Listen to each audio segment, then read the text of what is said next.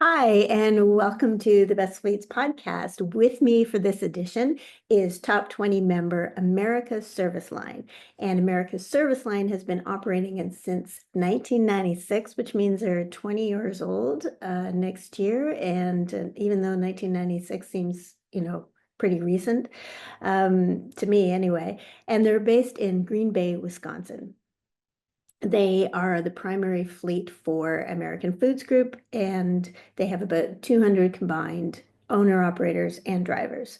So with that, I'm pleased to be joined by the crew, Scott Willert, who is the president of America's Service Line, Greg Minder, who is the vice president of operations, Ellen Ingram, the Senior Director of Human Resources and Safety, Nicole Schubring, who's the Director of Productivity, and Jennifer Howard, who heads up Talent Acquisition. So welcome, everybody. Thanks for being here. Thanks so much. Thank Thank you. you. So I wanted to get started and I've been interested in this a little bit because I like origin stories. So I wanted to know, Scott, how you came to be at America's Service Line. They just because I have noticed that all of you have a long tenure. All of you have been there for a while. And so you obviously think it's a really good place to work. And I think drivers agree that, it's a pretty good place to work. So how did you get there, Scott? Yeah, so I'll step back a second. You had mentioned our company started in 1996. It started in 1996 by a gentleman by the name of Tom McClone, along with Keith Domke. Tom and Keith had worked together previously and were asked to start a fleet to support American Foods Group and mainly one of the plants here in Green Bay, but to support American Foods Group and them overall. Fast forward to about 2006, and AFG, American Foods Group, was acquired by Rosen's Diversified. ASL, or America Service Line, was acquired at that time as well.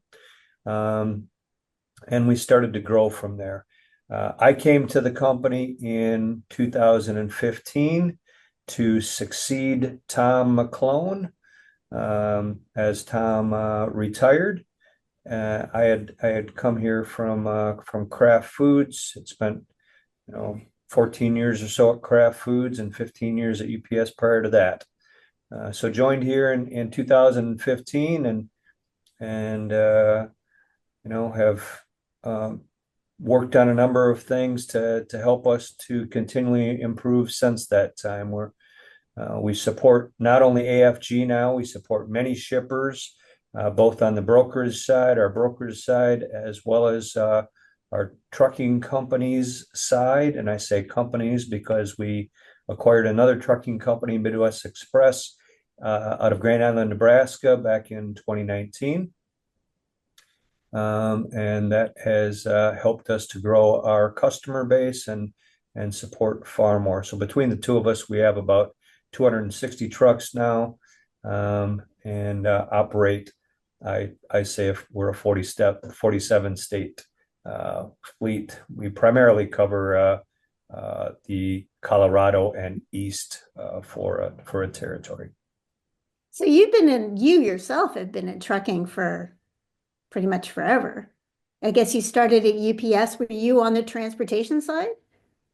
Yeah, yep. I've really had my whole career in trucking and transportation, many different types of roles in there.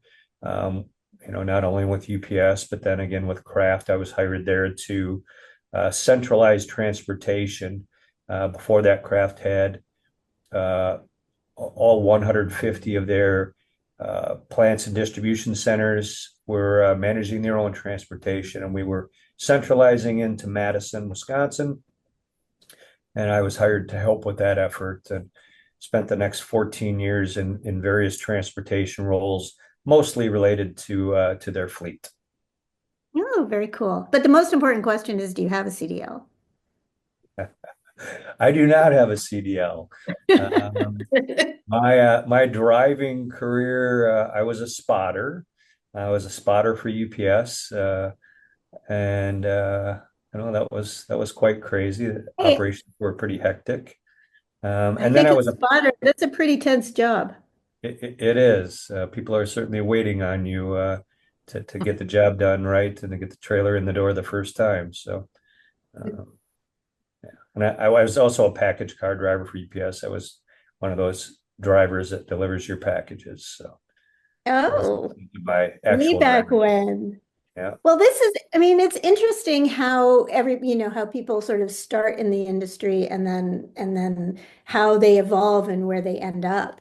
And one of the things that I have thought is interesting about your company is the role of HR in your company, because I think, and I was talking about the tenure of all of you because I was looking it up. I was thinking, "Yeah, how long have you been doing that?" And because HR has not been in the trucking industry, like it really hasn't. When we started Best Fleets, I think I would say not even 10% of fleets had HR departments. So HR yeah, it's really unusual. And I think your emphasis on HR has actually done you well in the Best Fleets program. But what I wanted to ask you is like how, Ellen and Jennifer, like how you've seen how the industry has progressed in terms of HR, in terms of, the types of things that people are doing and the types of supports that drivers get. Well, I certainly agree that focus has shifted, and for good reason. Our industry has always been focused on compliance, whether that be compliance for FMCSA or DOT, or for the focus of having drivers in our open trucks in order to generate revenue for the business.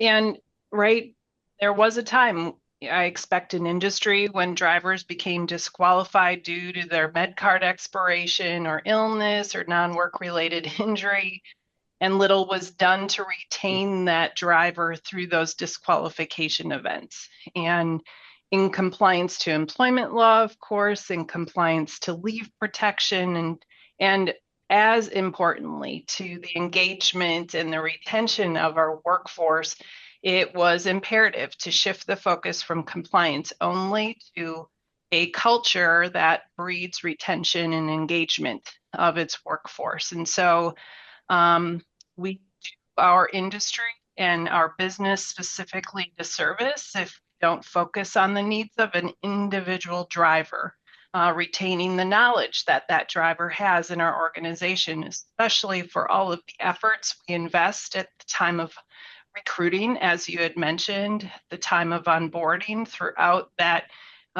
introductory period with the organization, and really their fit to our organization compared to the next company. And really is a culture shift. Both engagement and compliance can exist at the same time as part of our employee brand. And we really talk a lot about protection of our employee brand and do point in time assessments of, are we really say we are, and does that transcend to our the driver life cycle in our organization? We certainly in HR have a responsibility and service to the operation, to safety, to fleet maintenance, to finance and accounting, to be a value-added business partner.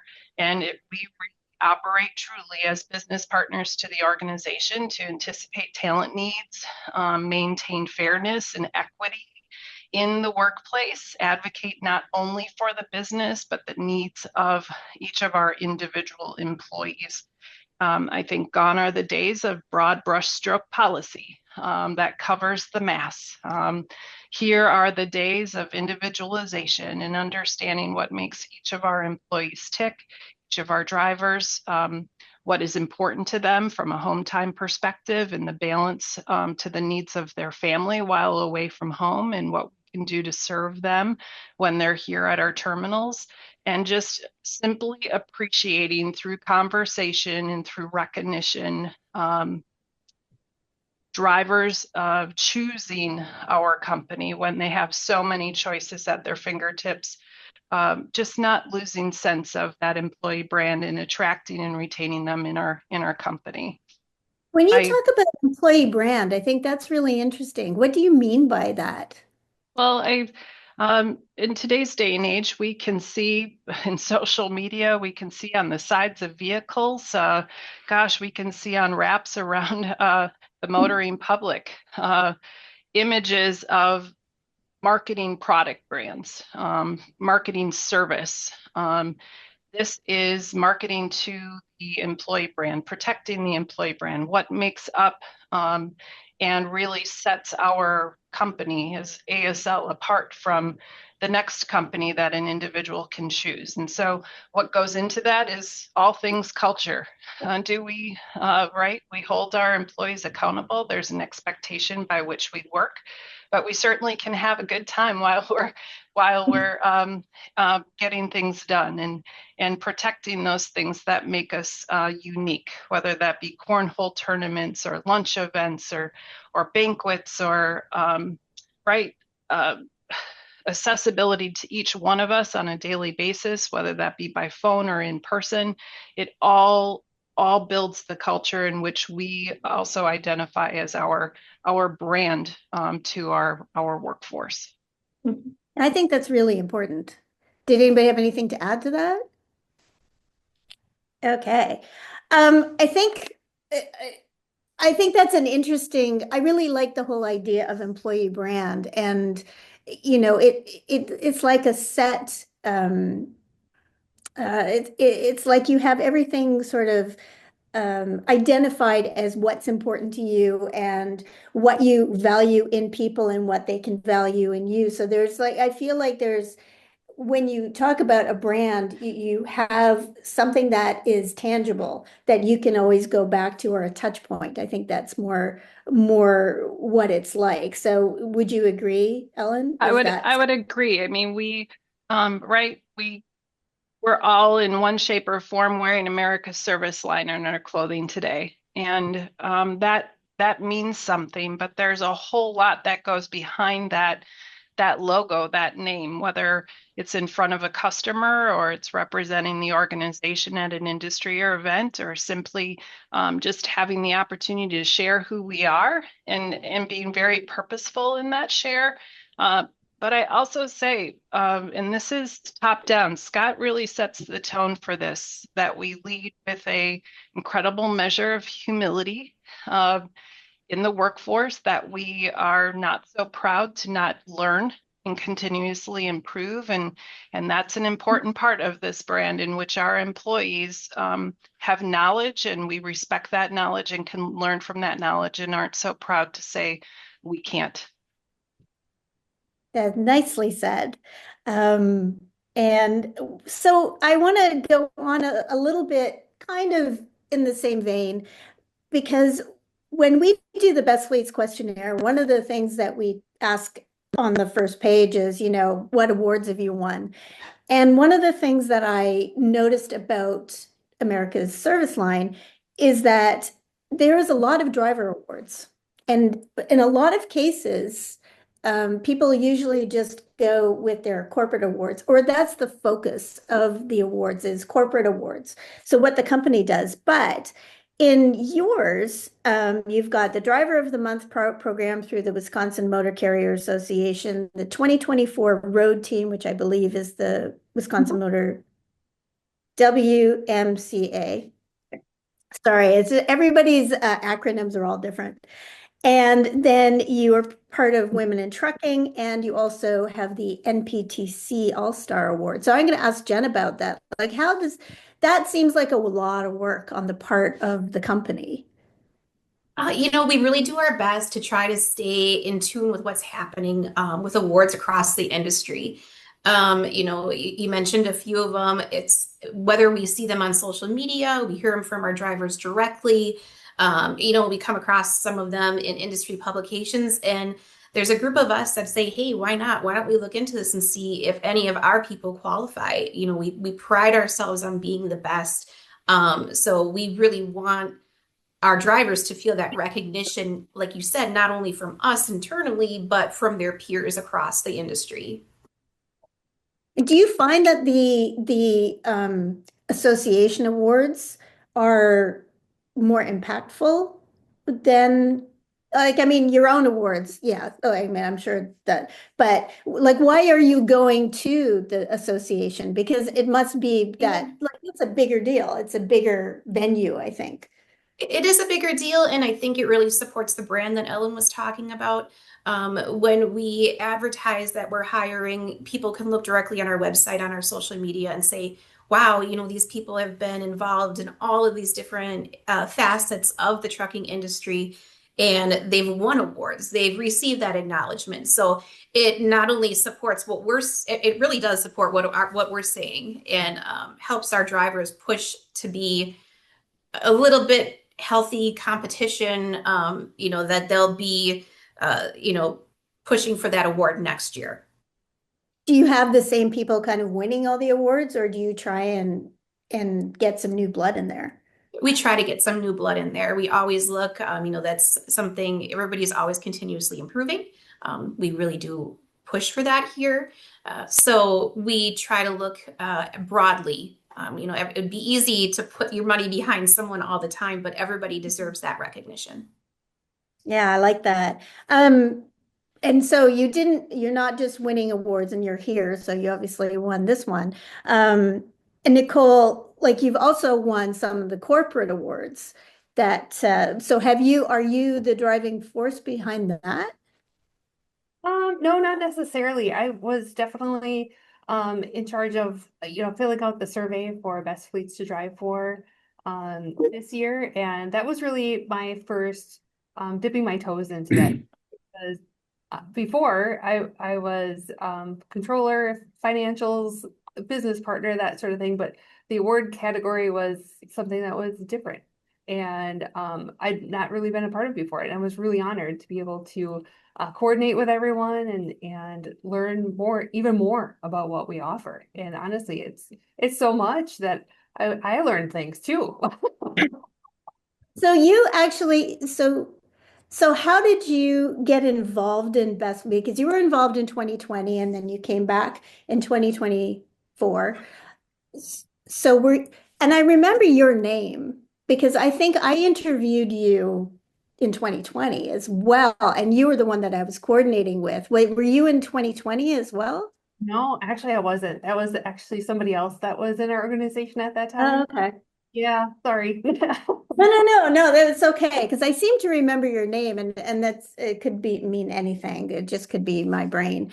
But so you were doing it this year but you must have had some okay, I'm gonna go back and start this question again.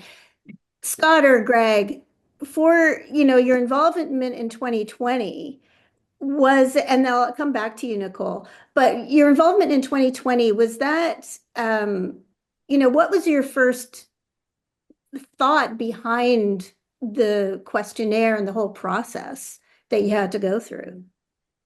Well, it was, we learned about it. One of our drivers had nominated us, and we maybe had known about the program a little bit before that, but when we learned that we were nominated, then we were asked, do you want to participate? And absolutely. So we did. So we got into it, and it is very thorough. We learned a lot about that. We learned a lot about ourselves. It's one of the things that we like most about it is that you do learn a lot about what you're doing and what you're not doing, what you can do better, what you're really good at, how you benchmark against others, and even at the conference and at the award ceremony, talking to the other fleets and kind of comparing notes and so the initial go at it back in 2020 was a great learning experience. We enjoyed it a lot, like I said, and we learned a lot, and we're happy to come back again here and continue on that path. So when you came back, because you didn't participate for a couple of years, you did not get kicked off the list. Like I will, I want to make that, when you came back, what I thought was really interesting, well, for me, I was thinking, well, what if they don't, I wonder if they're going to get back on because I mean, you got on your America's Service Line is kind of you're sneaky, well, not in a bad way, but you kind of don't when you answer the questions, they're all very kind of, this is what we do, this is how we do it. And there's not a lot of bells and whistles, like, well, there are, but you don't come across as being really fancy. You just are, this is how we do things. This is what we do for drivers. This is how this happens. You don't give us answers that don't make sense. You don't give us answers where you're like, that doesn't, like, I don't know what you're talking about. It's all very logical. It's all very sort of calm. And then you just get on the top 20. It's very kind of, and I can see that. I can see why by talking to you because you've had this Best Fleets attitude for, however many years, I don't even know. I mean, it's nice to hear that you were learning about yourself, but I think that you have a lot of self-awareness already. But going back to you, Nicole, so when you did it, and you're talking about how much you learned, like what was your biggest surprise? Like what facilitated all of these things where you're like, oh my gosh. Yeah, I guess I just didn't realize how many of the touch bases that we have or different kinds of programs we had. Like even one of them, I just learned about this week that I didn't even put into the survey. And it's our Friday driver roundtables. I'm like, tell me more about that. I didn't even put that down. So it's really neat. Just the whole culture itself, it's definitely retention focused and all the things that we're doing, just more or less just to us, really common sense, just like treat people how you want to be treated. And that's really what a lot of our stuff is related to. We want to listen to you. We want to know what your name is, right? And that I think is just one of those biggest things. We have driver orientation and a new person comes in, or if you're seeing a new person and maybe you haven't been introduced, you're like, oh, hey, what's your name? First thing the driver always says, this is my truck number. And I say, I don't really care what your truck number is. What is your name? Right. And that is really all about just that open door, getting to know people, and then having all these different programs to support them and make them shine, really. So I'm going to have to go back to the Friday driver roundtable because I'm not sure that I don't think that's in there either. Because I feel like this is the first I'm hearing about it. But that's something that we find with Best Fleets is that, people are like, oh yeah, we do that. How come we haven't put it in there? And these are fleets that have been on like in the Hall of Fame. So they've been there for like 10 or 12 years and they're still saying, oh yeah, we didn't put that in. So like you're among your peers. So one of the things, and I would like to go to those driver roundtables, and I know I'm not going in order, but Greg, is that you? Yeah, that would be me. But honestly, it really is a team effort. I started the driver roundtables. Friday is when we have the most traffic here at our terminal location, so you have access to maybe a few more drivers that you typically wouldn't get. And it was nothing more than going back and identifying a couple of them and asking them what they would like on their sub, running down and getting some lunch, sitting down with a notepad and just asking them how things are going. Any ideas and suggestions on how we could improve? It was just another touch point with our drivers to try and obtain feedback, and give them an opportunity to speak with us on a very informal basis. And we got lots of great ideas and suggestions that we were able to implement. Some very simple things, very small things that really did mean a lot. And it's something that we've tried to keep alive. And now we have a retention committee, and all of the retention committee members participate, where We purposely schedule a Friday, and we have more than just operations walking back and talking to our drivers and having those discussions, and that's been outstanding so far this year as well. So did you just start the Friday roundtables? Are they relatively new? Did they start in the last year? No, we've been doing them now for a couple of years.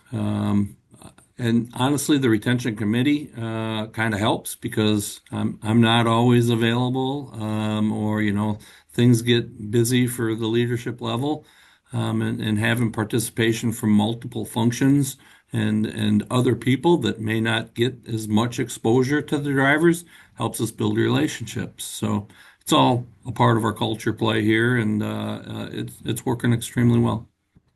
How many drivers generally are around for that? Would you say 3 or 4, or is it more like 8 to 10?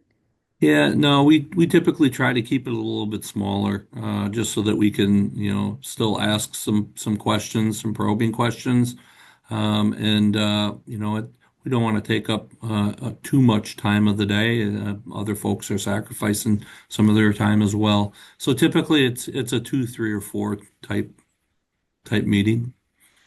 And so when you're having these meetings, do they kind of, do the drivers kind of do a yes and? It's like, oh yeah, I think that too, and this and this. And so are they building up when you have them in the group?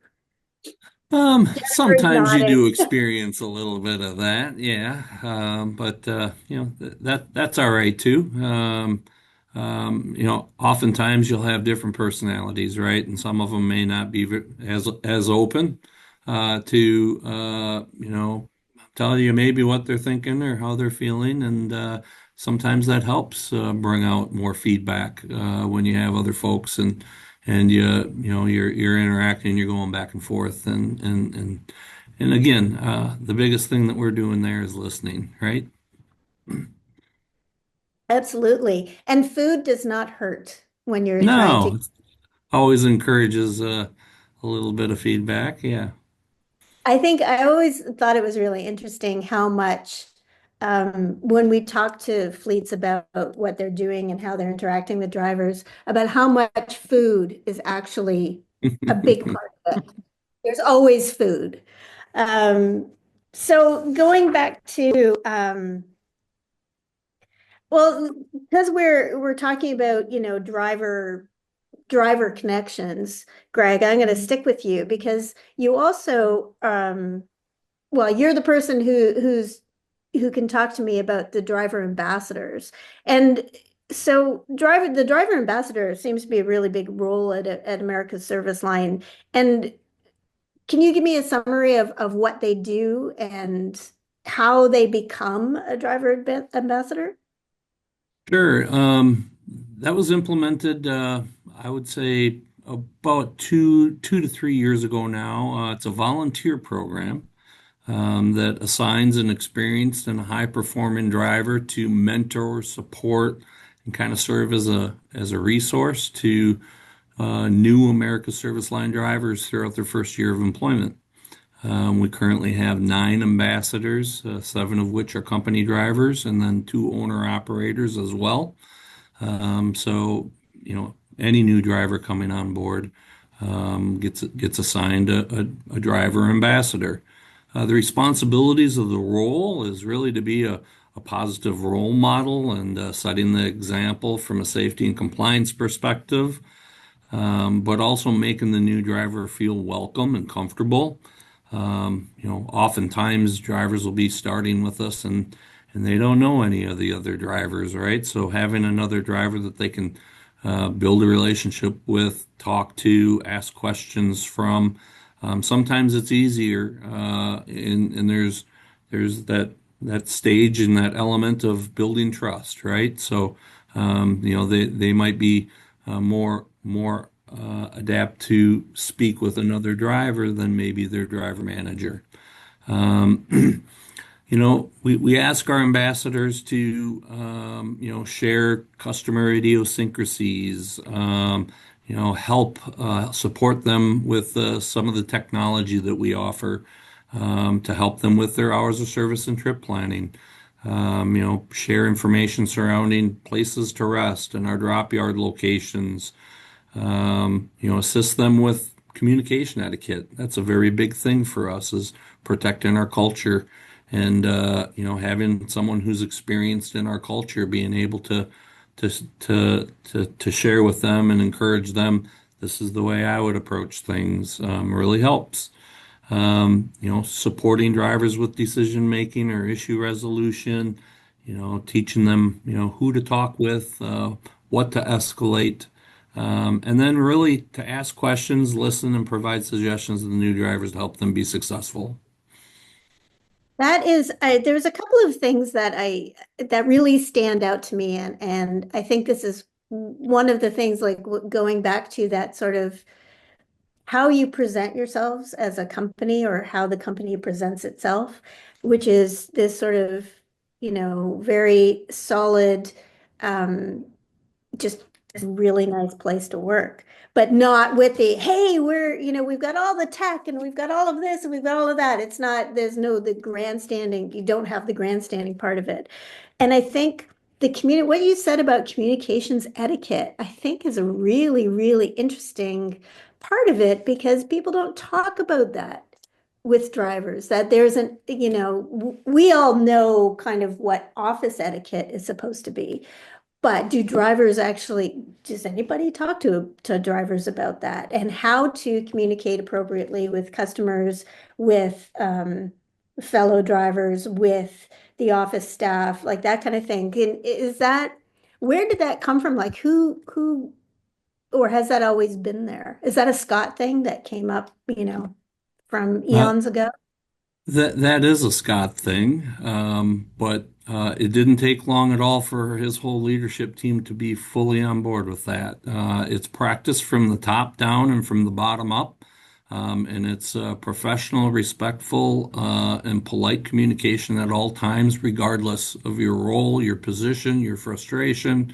That's just the way we have to go about doing things. And if you can do things that way, if you can communicate that way, there's literally not much you can't work through. So it's an expectation that we hold everybody accountable to, drivers, uh, driver managers, safety personnel. It matters on leadership. We're all held to that same standard.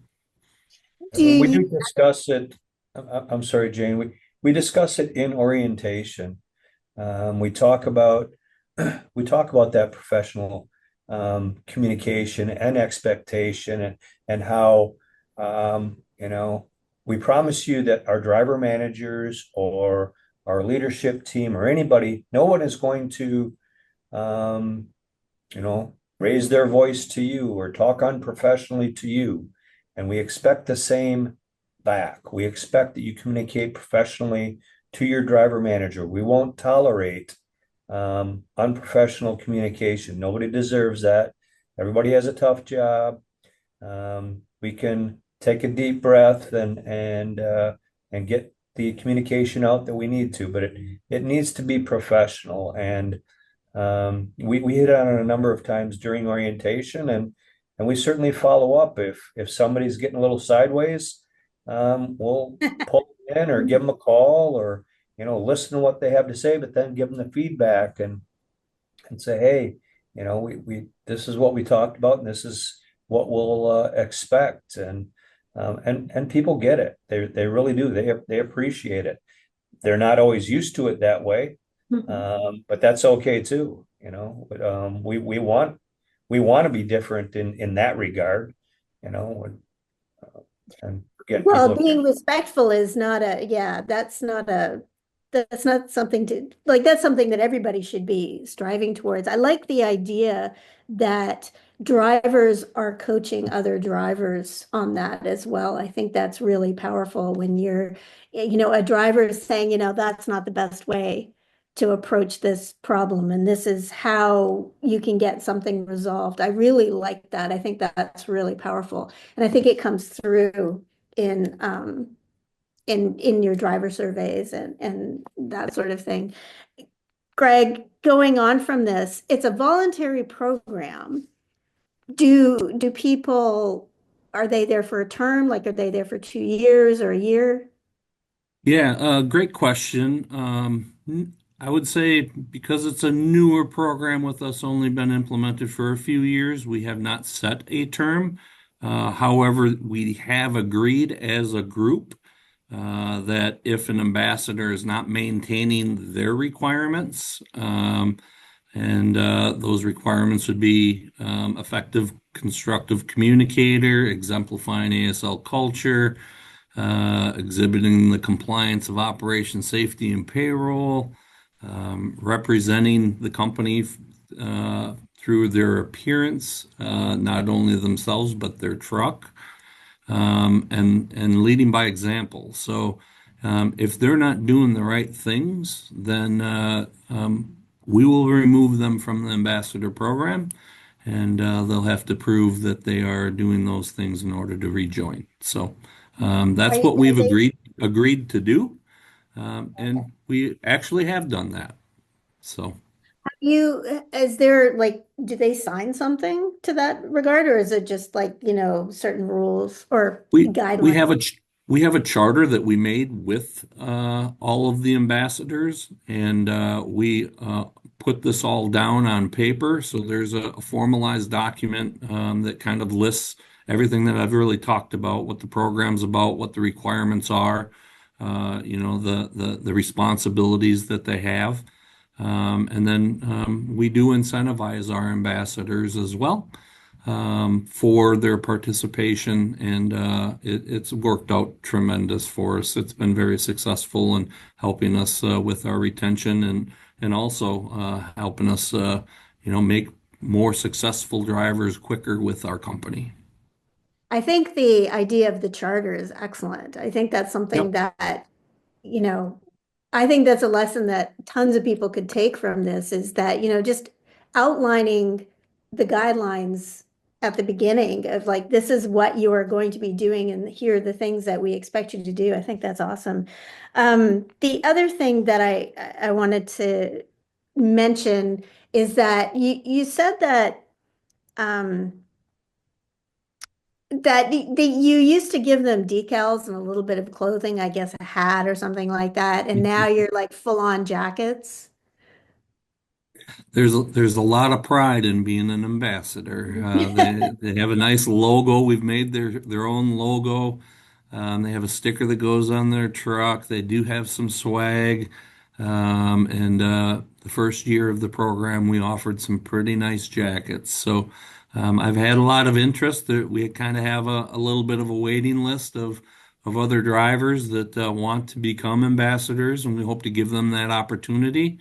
It's just our retention has been so solid that we just haven't had the need to really grow that group yet. But we'll probably have to get to a point where we'll start talking about terms just to give other folks the opportunity as well. So I don't know whoever is in charge of, or whoever knows the person who's in charge of getting pictures of these kinds of things. If you could send me a picture, I'm going to stick it in the podcast because I love to see, especially, the swag that like the driver committees or the driver ambassadors, like that kind of role. I love seeing what that looks like. Jen, I've can you always help us with that? I got you. I got you. Okay, I thought it would be Jen. Um, so moving on to something that Jen,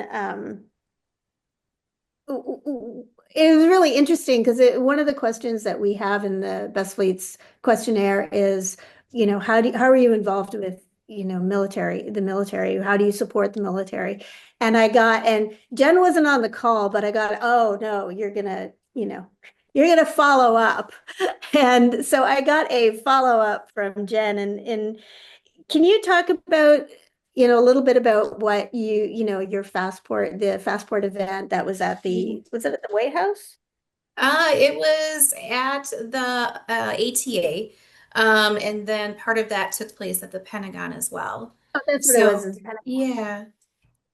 So a couple of years ago, I was honored to take part in Really a group of individuals from across transportation to find ways to recruit military as they're coming out or former military and be able to relate to them in ways that other employers may not have been able to in the past and to make that bridge successful.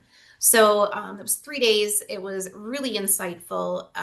We ended up one of the final days going to the Pentagon and doing a signing and swearing ceremony that we would do our best and put our best foot forward in working with people who are members of the National Guard and former military. So how was that, like, how has that sort of, like, that was really, and I know that you found that really powerful when you were there, pledge and things like that. Yes. How was that translated into what you've been doing at America's Service Line? I can really, when I'm talking to a new applicant, being able to look up to speak their language, right? I can relate a little bit on in my own life with family members, what they went through when they were trying to bridge from coming out of the military into the regular workforce. And, emphasizing certain things. In the military, they may not have had to worry about health benefits. Our benefit program here is extremely good. It's going to be similar as much as close as you can get to what they have when they can go to the doctor on base. We have a clinic that just services our employee population. So something like that, it's going to be an easier transition for them. Found that to be huge. Even when I was at that conference, some people said they wanted to work here based off of that. And then to trying to find things in the past. So, we do have that requirement of 1 year of over the road experience. And I can look at that 1 year and then look back and see that someone, was an M88, meaning they were a truck driver in the military. And, they have that much more experience in hauling heavy equipment and, through very dangerous situations. So I can, partner that needed experience over here with what they've had in the past. That's really cool. That, because a lot of people talk about how important it is to support veterans and things like that, but they don't, this is a much more specific, what you're doing is very specific, is matching, what their life was like when they were active to what they can be doing now, which I think is super important. I guess you learned tons from that We whole 3 days. did. I did. I came back with slideshows after slideshows that I put together. So Ellen's nodding. I guess you saw a lot of slideshows. Well, it certainly was an impactful experience, and I think she has a box of life that really supports her passion for military and providing opportunities for them. So it was a bright spot in her career for sure. Absolutely. That's awesome. So moving on to, we have a couple more things I wanted to ask you about. And it's the first thing that I wanted to do was the maintenance new entrants. And Nicole, this is something that I guess you've been involved in. Yeah. Yeah. Okay, so let me first ask. We ask about new entrants and best fleets, about new entrant programs for drivers. And one of the things that happens is if you don't have a new entrant program for drivers, it generally is that we don't have one. But sometimes when we poke and prod at you in the interview process, we find out that you have other things that are not necessarily driver focused, but it's still going to help drivers in the long run. And what we found, or what I found, was the like how you are trying to attract maintenance folk. And I think that's really interesting. I mean, I think it's important because there's a maintenance shortage as well. And I could do a, best fleets for maintenance workers if I wanted to. But can you tell me a little bit about the maintenance new entrant program? Yeah, I would love to. So basically, we do have our own maintenance shop, to be able to not only maintain our own vehicles, but then also we maintain other people's vehicles as well. So we have outside customers too. And that was an area of our business that it's just not a lot of folks were going into the trades. So we were just very creative to say, okay, we've got lots of, I'll just be frank, farm kids, right? Technical kind of folks that are like, I am not going to go on to college or things like that. I want to do something else. So we really partnered with a lot of our local schools that have great trade programs, or if they didn't have a trades program, then one of the schools, we actually helped them as fund or sponsor their funding to increase their diesel mechanic program. So that was a huge thing for us too, is not only getting our name recognized for them, but also supporting that portion of the business, because it's a need for us and it's a need for others as well. And really just like a homegrown program to be able to have an opportunity for those kids to enter that program, learn at school, and then also come here to work too. I love that. I think that's and you go to high schools and talk about it, right? Yeah, we do. I don't specifically, we do have our maintenance director who does a lot of that. We'll go to schools, he's a great advocate for the program. He was a mechanic himself, right? He was a driver himself. So he's really got a heart for that. And he's honestly, I think his second career should have been marketing because he's very good at it. It is quite funny how the other talents come out. Especially in a trucking company, because there's so many different places that, you start as a driver and then you can go off onto all kinds of other places. And that is something that that the best fleets, I think, as a whole are trying to do, is trying to get that talent and move it around a little bit. So I think in your interview, you mentioned that you have a very young maintenance crew, and I guess that's why. Yeah, we've got some of our crew that have been here for more than 10 years, and honestly, they've been with us their whole entire career. Oh, wow. And I've been here for eight or 9 years now, and honestly, just the whole crew has really changed over. It's not that people left necessarily, it's just that they retired. So yeah, got a lot of folks coming in. Also, we have military veterans too that were trained in the military, now here working as our technicians. So all that Oh, experience wow. transfer well for our maintenance shop as well. Excellent. So lastly, actually, there's two things that they're kind of completely unrelated that I wanted to talk about, so we don't have to spend a lot of time on them. And the first thing is the in-person skid pad training. I think this is like I'm in Canada, so skid training appeals to me because I think a lot of people need it. I think where you are, you probably have the same. It's like, can you people learn to drive? It rains after a couple of weeks, and all of a sudden people can't drive anymore. So how did that come about? And why do you keep doing it? Although it's pretty obvious why, but how did it come about? Yeah, that's actually pretty neat. So, I mean, being in the Midwest, we have rain, snow, that's where all of our freight goes. And not all of our drivers are from this area. Some of them are from, Georgia, Florida. Maybe they grew up there. So how do they handle these situations, right? And anyone, honestly, needs to learn how to handle those situations. But it was interesting. It was one of those things through our own insurance program where they put together a program to say everyone in our company, Rosen's Diversified American Foods Group, our initiative is safety. So what are the things that you can do within your organization that would improve your safety? So they actually put money on the table. They said, anybody can do this. What are some of the things that you feel like you could do? And our team said, skid pad training was one of the things that we wanted to do. So we wrote our grant. We were approved, and it's been tremendous. We also are very fortunate right in our very own backyard, not literally, but like within 20-minute drive, there is a training school.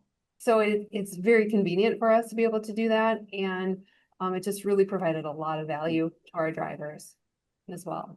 Do any of you utilize the skid school? I want to, I haven't. I want to send I my have not, and I would agree with Nicole. Everything we hear from our drivers is, man, was that fun, you know? How can I sign up? If you need to send somebody else, I'll do it again. They really enjoyed it. They Yeah, learned a ton and they really enjoyed it. that's great. I mean, I would like to do that as well. I like that whole, doing things in the where you're not going to get hurt. Well, I suppose you could get hurt. I'm not going to go there. They're doing it safely. Yeah, trying to do it safely. But yes, it would be fun because you're not worried about like skidding. And if you are, if you grew up anywhere where things freeze over, well, I'm a child, like, when I was learning to drive, it was the 80s. And I don't know if you can do this now, but just going to an empty mall parking lot and doing donuts. Yeah. That was my skid school. Yeah, we have Okay. plenty of drivers that were apprehensive about it. They weren't sure that they wanted to do it. They didn't want to be in a situation to admit that I don't know how to handle that situation, or I should know, but maybe I don't. And so if they were apprehensive, one of their buddies would go and they'd come back and they'd be raving about it, and talking to them, hey, Jane, you really need to go. And then they'd come back and they'd be our biggest advocate because they'd be saying, boy, I never knew how much I could learn about that. I never knew how much I didn't know about that. They were grateful for it and they had a lot of fun.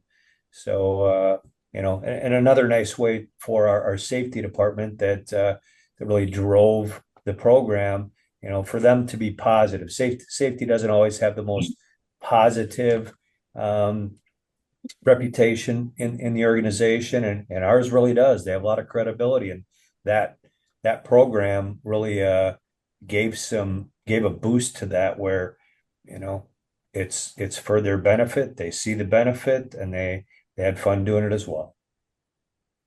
All right. So that was like it was a short-term program. Is it done now? It is done now, but the program in itself, as far as us being able to apply for grant money, is still on the table. So we're Nice. looking at other things that we have identified that maybe our drivers are getting into, maybe backing type of things or whatever.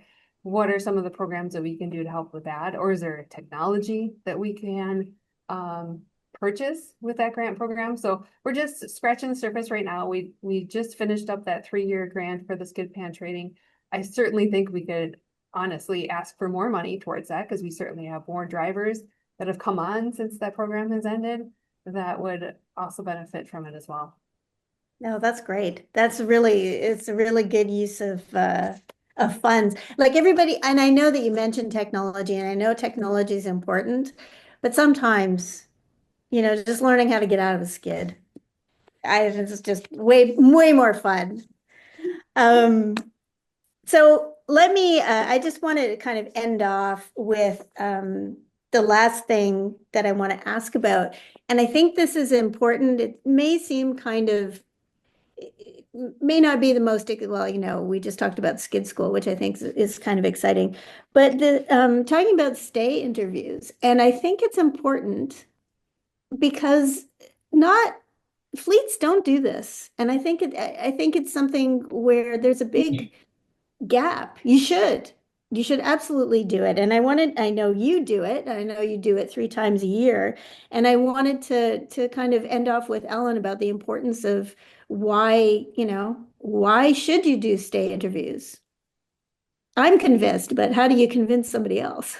Yeah, well, there's certainly a whole lot of trust that is built in the relationship between us as leaders and our employees in order to have really successful, transparent information sharing. Again, we talked earlier about humility, so it really is the part of asking questions and being really good listeners, and what I call peeling the onion. When you know there's something there that they're not certain they have enough safety to be able to talk to you frankly about it. And right, it's really the shift of where are you spending the energy? Are we going to spend the energy at the time of an individual already choosing to leave our organization and peel an onion about what might be there? How could we change some things going forward? But indeed, that individual versus spending that same amount of energy during the what I call the employment life cycle to impact that individual's experience with our company and saying, you know what, you're right, you have a really good idea there. And as a leader, to say what, I mean, one of the questions it's talk about trust, but Jen can attest to this. We've been in these conversations before, but what do I as a leader do that frustrates you? Right? That's a pretty candid question. Or where on a scale of 1 to 10 do you fall in staying with the organization? And so there's a whole lot of work in the relationship with our employees to build trust so you can set the stage for a transparent stay interview and doing that at a frequency that's meaningful. But that really just sets the tone of a level of conversation we can have with our employees in what's going really well.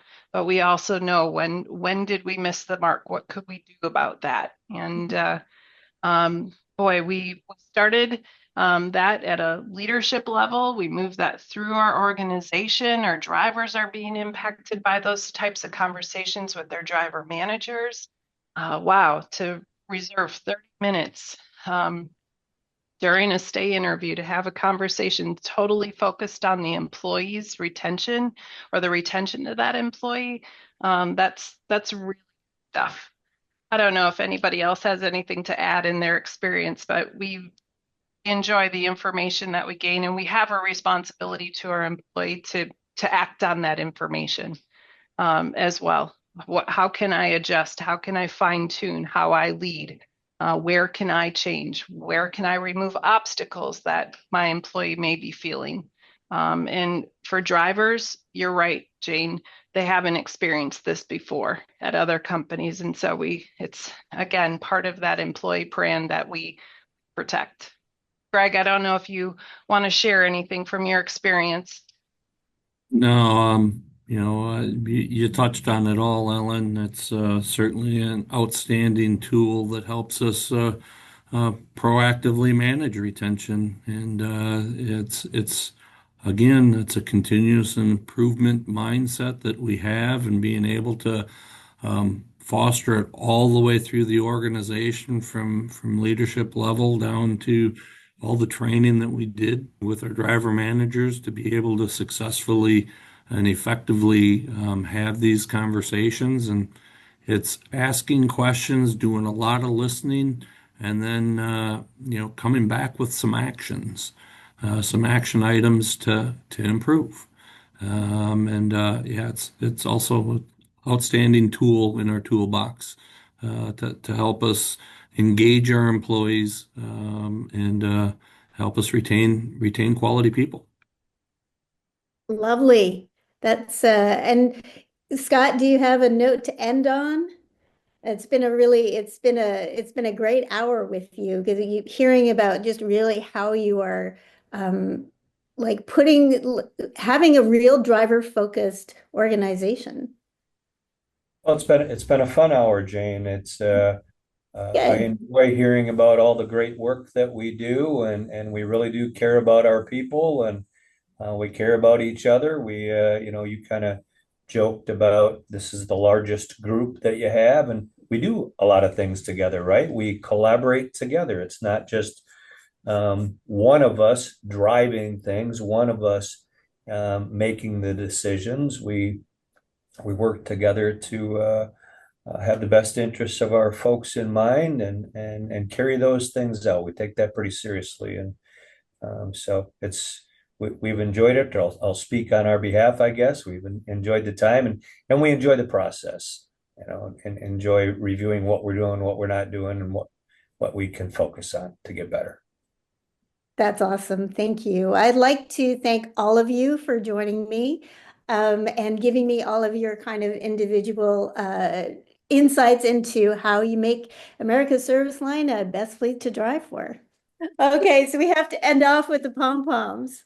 Where did pom-poms come from? This is like an outtake. Here at ASL, we like to celebrate everything, and pom-poms have become part of the culture. Thanks very much.